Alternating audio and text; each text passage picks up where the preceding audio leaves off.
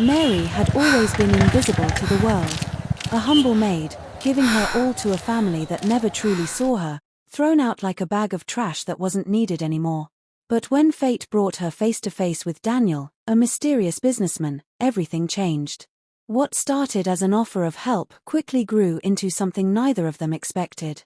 But Daniel was hiding a secret, one that would change their lives forever. A secret so big, it could shatter everything they had built together. What did he want from her? Was it love, or just another game? One night, the truth would come crashing down, forcing Mary to choose between the man she was falling for and the world she thought she knew. Will love survive the lies, or will the weight of the truth tear them apart? Stay with us to discover what happens next. Subscribe to my channel and like this video, comment where you are watching from and sit tight to witness the powerful folktale story. Mary had worked for the Johnson family for over some years. In those years, she became not just a maid but the backbone of their household. She was the one who made sure the house was always spotless, the children well fed and cared for, and the meals were on the table when Mr. and Mrs. Johnson arrived home from work. Her days started at dawn and didn't end until the last light of the evening had faded. Though she didn't mind the work, a deep sense of loneliness settled into her bones. The family she served was her only family, and yet, they never truly saw her. Mary had no family of her own, having lost both parents to illness when she was just 16. After that, she worked odd jobs in the village to survive before the Johnsons took her in. They promised her a home, food, and stability in exchange for her labor. But she never expected this feeling of being invisible. The Johnsons treated her like a necessary fixture in their lives, but only as long as they needed her. One day, as Mary was cleaning the kitchen, Mrs. Johnson swept into the room. Her face was a mask of icy fury, a sight Mary rarely saw but instantly feared. "Mary," Mrs. Johnson's voice was dangerously low, "explain this." She pointed a manicured finger at a perfectly folded pile of linen on the counter. "I asked for the house to be in order, and yet, here are the linens waiting to be put away." Mary looked up, blinking. The linens had just come off the dryer. "Madam, I was just. I don't want excuses. I want obedience," Mrs. Johnson snapped, her tone hardening. "You've been slipping. You're becoming complacent. Don't forget, I can replace you as easily as I replaced the last maid." The words were not loud, but they were vicious, cutting Mary far deeper than a scream would have. Before Mary could gather her defense, Mr. Johnson entered, his arms crossed. He didn't look at her, only at his wife. "She's right, Mary. Your work isn't what it used to be. We have standards." Days passed. Then weeks, and eventually months. Mary learned to live within the unspoken rules of the Johnson household, performing her duties with precision and silence. She became a shadow in the house, always present but never truly seen. She understood the importance of avoiding mistakes. Any slip-up could lead to her being thrown out, and she had no family to turn to if that were to happen. The thought haunted her every day, driving her to perfection in everything she did. But despite her efforts, there were things beyond her control. Some men, it seemed, were incapable of leaving others in peace. Mr. Johnson was one of them. No matter how much his wife tried to satisfy him, it was never enough. He was a man driven by his desires, a man who saw every woman as an opportunity, regardless of her position in his household. Mary did everything she could to stay out of his way, keeping her head down and staying busy with her chores. She avoided the glances, the comments, and the lingering moments. She knew that if she was ever caught in a compromising situation, her life would be over. She had no family to defend her, no one to back her up. The weight of her fear grew heavier with each passing day. But some things are simply inevitable. One night, the darkness of the evening brought with it a storm that would shatter everything she feared. It was a night like any other, or so she thought. But as she walked down the hall to the kitchen, Mr. Johnson appeared from the shadows, his presence suffocating and overpowering. His intentions were clear, and for the first time, Mary knew she could no longer escape this nightmare. He tried to force her into his will, cornering her in a way that made her heart race with terror. He was a man of power, and in his mind, he could take what he wanted. But Mary was different. She wasn't raised to be anyone's prey. She had integrity, and her parents had instilled in her the strength to stand her ground, even in the face of fear. "No," she said firmly, her voice trembling but resolute. "I won't do this." Mr. Johnson's anger flared, but Mary refused to back down. She fought him off, using every ounce of strength she had to break free from his grip. It wasn't easy, he was stronger, more forceful, but Mary's fear pushed her to fight for her dignity. She managed to get away, running to her room, locking the door behind her, her heart pounding in her chest. But despite the fear that gripped her, she couldn't bring herself to tell Mrs. Johnson what had happened. How could she? Would anyone believe her over her husband? Would Mrs. Johnson even listen to her side of the story? Mr. Johnson, furious and fearful that his wife might learn the truth, devised a plan to cover his tracks. He twisted the situation, turning it on its head, and the next day, he made his move. He went to his wife, Grace, and told her an outrageous lie. He claimed that Mary had tried to lure him into her bed, that she was the one who made advances on him. Grace, already insecure and full of suspicion, didn't question her husband. She didn't ask for Mary's side of the story. In fact, she didn't give her a chance to explain herself. Instead, she confronted Mary in a cold, calculated manner, her eyes full of anger and distrust. "You've crossed the line, Mary," Grace spat, her voice trembling with fury. "I trusted you, but you've betrayed me. Get out of my house." Mary stood there, shocked and heartbroken, unable to defend herself. The woman she had served faithfully for years, the woman she had given everything to, didn't even give her the chance to speak. Mary's words echoed in her mind as she was thrown out into the streets. She had nothing, no family, no shelter, and no one to turn to. It was over. Her life as she knew it had ended. Without any warning, they threw her out, with nothing but the clothes on her back. "You've outlived your use, Mary," Mr. Johnson said coldly. "Find somewhere else to go." Standing on the cold pavement outside, Mary's heart shattered. For the first time, she realized just how small her world had become. How could she start over with nothing? With no family, no friends, and no place to turn. Her life had been reduced to a single moment of humiliation. Would anyone care about her? Would anyone see her as more than just a maid? The world felt heavy as Mary walked aimlessly down the street, not knowing where she was headed or what she was going to do. Her mind was numb with shock, her body moving on autopilot. She had no plan, no direction. She had always worked for the Johnsons, always been there, serving, giving her everything to make sure their lives were comfortable. Now, she was nobody. The afternoon sun blazed down on the busy street, but Mary barely noticed. Her thoughts were consumed with the last words Mr. Johnson had said to her. "Find somewhere else to go." It echoed in her mind like a painful drumbeat. How? Where?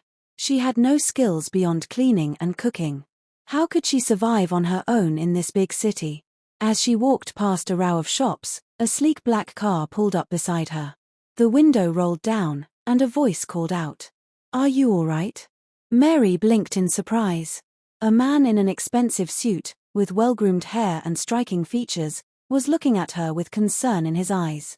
He had an aura of confidence, the kind that made her feel small in comparison. I'm fine," Mary stammered, wiping her eyes with the back of her hand. The man didn't seem convinced. "You don't look fine. Can I help you?" Mary hesitated. She didn't want to seem weak or desperate, but she had nowhere else to go. I lost my job," she said softly. "I have nowhere to stay." The man studied her for a moment, his eyes unreadable. Finally, he sighed and said, "Hop in. Let's get you something to eat and figure this out." Mary hesitated for a moment before she finally got into the car, unsure of what to expect. The man didn't seem threatening, but he was a stranger. She had been taught never to trust anyone too easily. Still, something about him felt different. He wasn't like the others who had ignored her. As the car drove through the city, the man introduced himself as Daniel, a successful businessman. They talked about nothing and everything, and for the first time since she'd been thrown out, Mary began to relax. She found herself laughing at a silly joke he told, the tension in her shoulders easing slightly. The day stretched on as Daniel took Mary to a cozy cafe where they sat and talked more.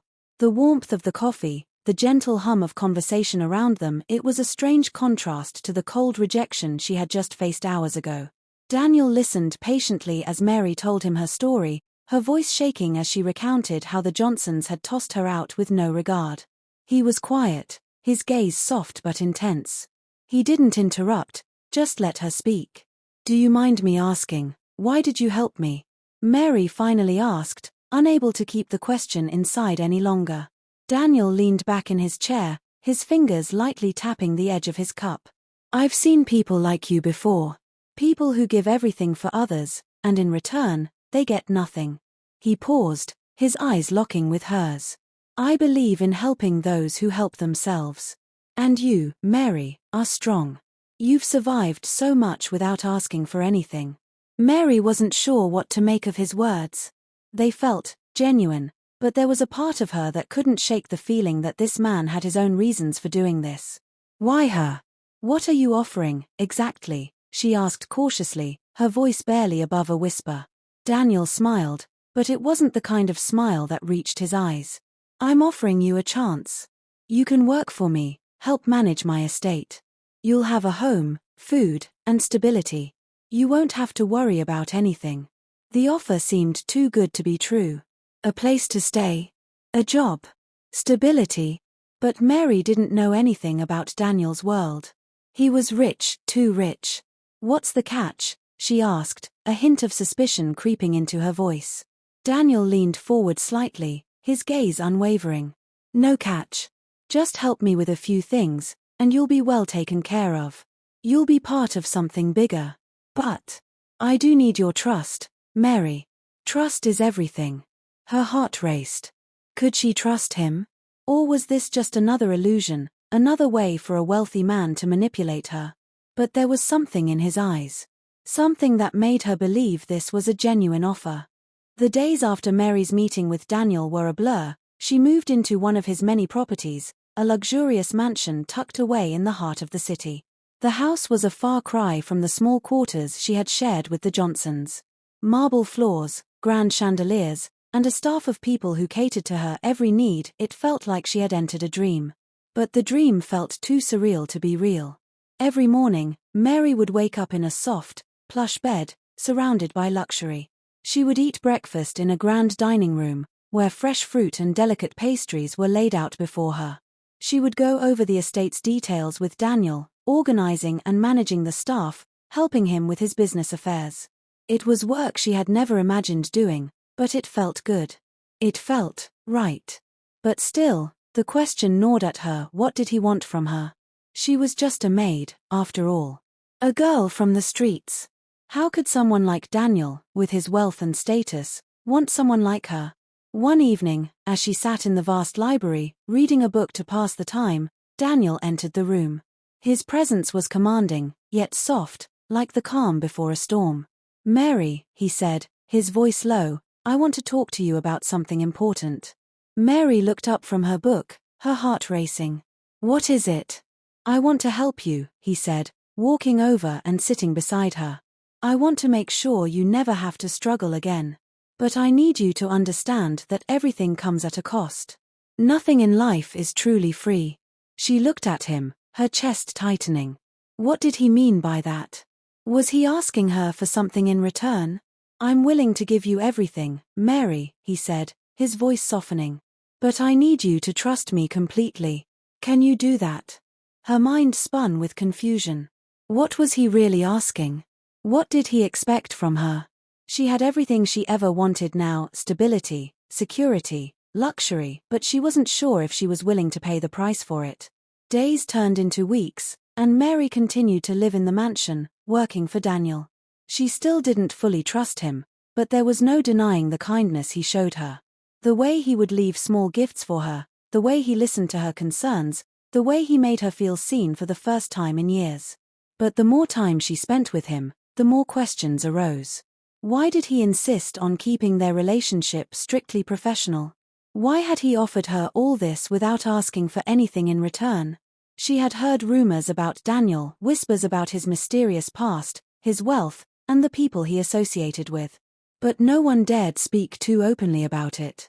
One evening, as Mary was walking through the grand halls of the mansion, she overheard a conversation between Daniel and one of his business associates. "Has she figured it out yet?" the voice asked. Daniel's voice was calm. "Not yet. But she will soon enough." Mary froze in her tracks. What were they talking about? What did Daniel mean by "she will figure it out"? Mary couldn't shake the conversation she had overheard. That night, she lay awake in her bed, staring at the ceiling, trying to make sense of everything.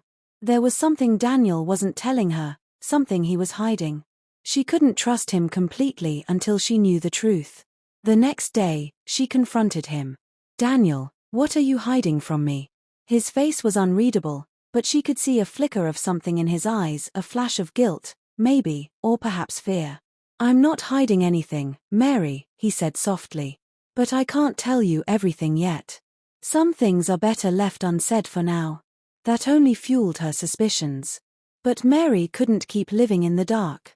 She needed answers, even if it meant risking everything. One evening, when Daniel was away on business, Mary decided to search his study. There, she found a file on his desk, hidden beneath a stack of papers. She opened it, and what she discovered made her heart stop. The truth about Daniel's life, his real reason for helping her, and the shocking twist that would change everything was now in her hands. But what would she do with it? The documents in front of Mary told a story that shook her to her core. Daniel was not just any wealthy businessman, he was the sole heir to the Osei Empire, an empire whose fortune surpassed anything she could fathom. Vast estates, global businesses, investments spanning continents, Daniel had it all. But as Mary sifted through the papers, her eyes landed on something far more shocking than the wealth itself: Daniel's father's ultimatum. The Osei patriarch had made it clear that Daniel would only gain full control of the empire if he married a woman of his choosing, a woman from a prestigious family that would secure the empire's legacy.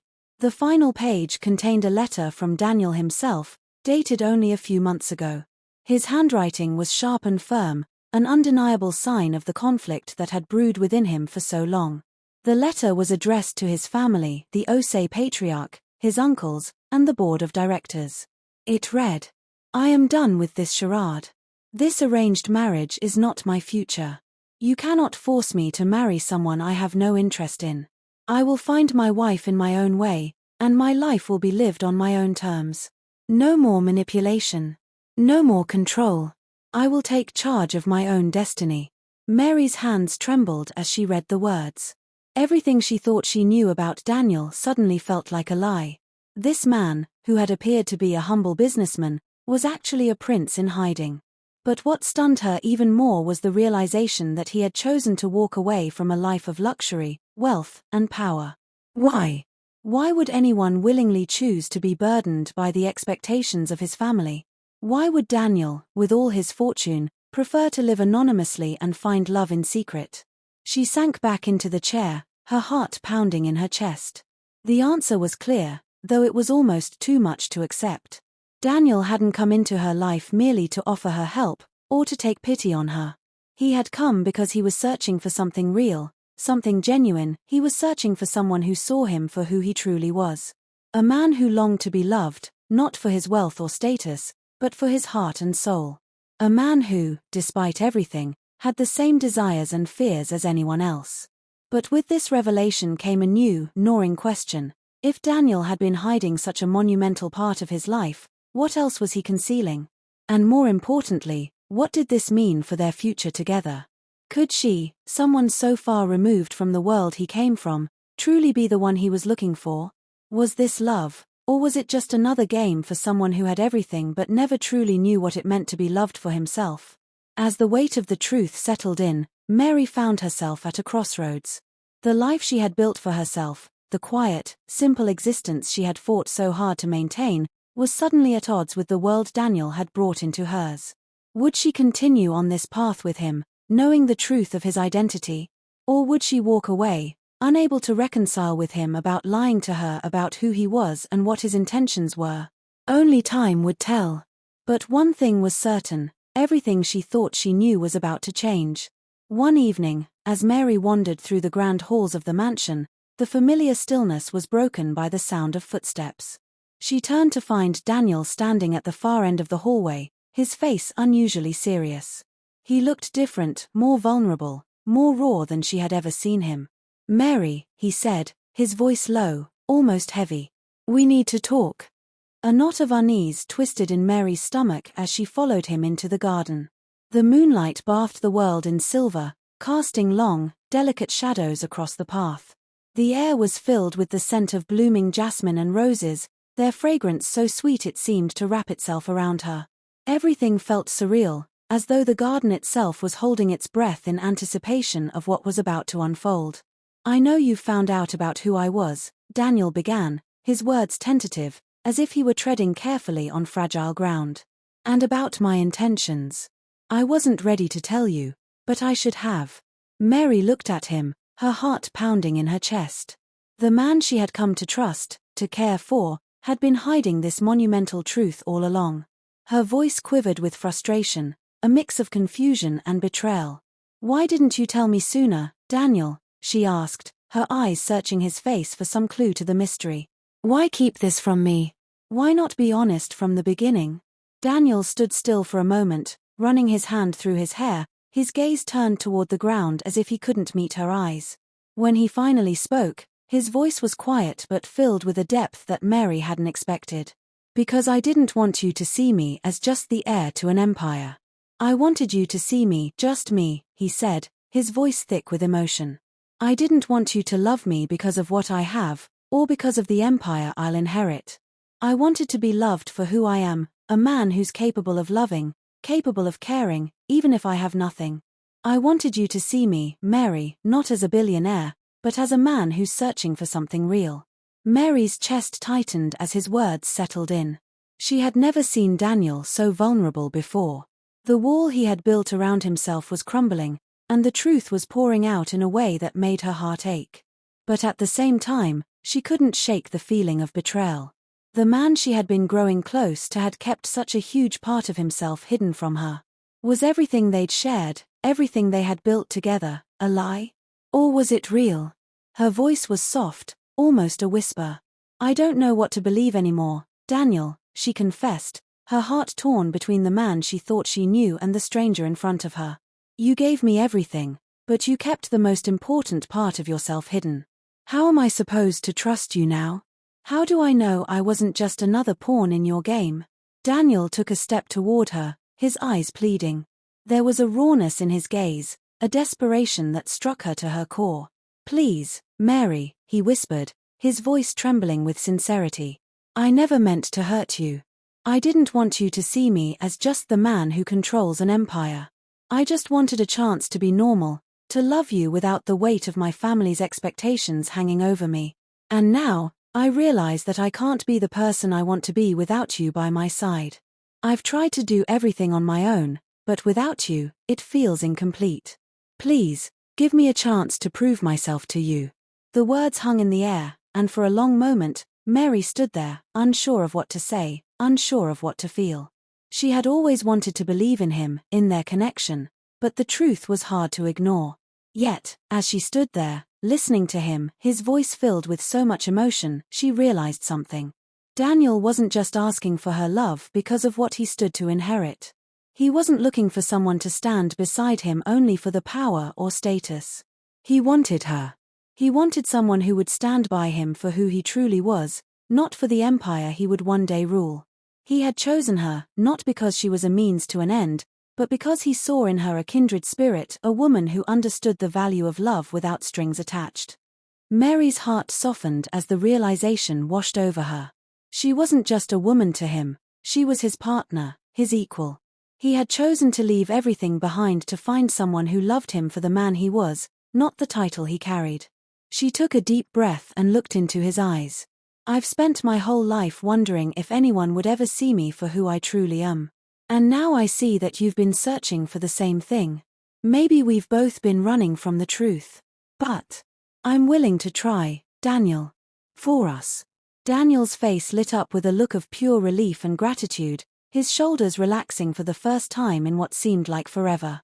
He gently cupped her face in his hands, brushing his thumb across her cheek as if to memorize the feeling of her skin beneath his touch. I promise you, Mary, he said softly, I'll spend the rest of my life showing you that this is real. I'll love you for everything you are, nothing more, nothing less. Together, we'll face everything that comes our way, no matter what. And in that moment, under the moonlit sky, with the scent of flowers in the air, Mary realized that love wasn't just about the power or wealth a person could offer. It was about trust, vulnerability, and finding someone who would walk beside you when the world demanded you walk alone. Weeks turned into months, and Mary's feelings for Daniel grew stronger. He had done everything he promised. He showed her nothing but love, support, and care. One fateful evening, Daniel took her to a quiet, secluded part of his estate, where the city lights shimmered in the distance like stars. He turned to her and took her hand, his voice trembling. I know you've been struggling with this, he said, his eyes locked on hers. And I want to prove to you that I'm not the man who wants your love just for gains. I want to build a future with you, Mary. Not just as a rich man and a maid, but as two equals. Please, say you'll give me that chance. Mary felt the weight of his words settle in her heart. The doubt, the fear, it was all still there. But deep down, she knew. Love wasn't perfect. It was messy, full of uncertainty and risk. But it was real. And Daniel had shown her a love that was more than just a facade. She looked up at him, her heart racing. I'm willing to try, Daniel. For us. And with that, the weight she had carried for so long lifted. Love had its flaws, but it was worth every risk. Thank you for watching. Don't forget to subscribe to my channel, comment on this video and hit the like button, turn on the notification button for more interesting stories.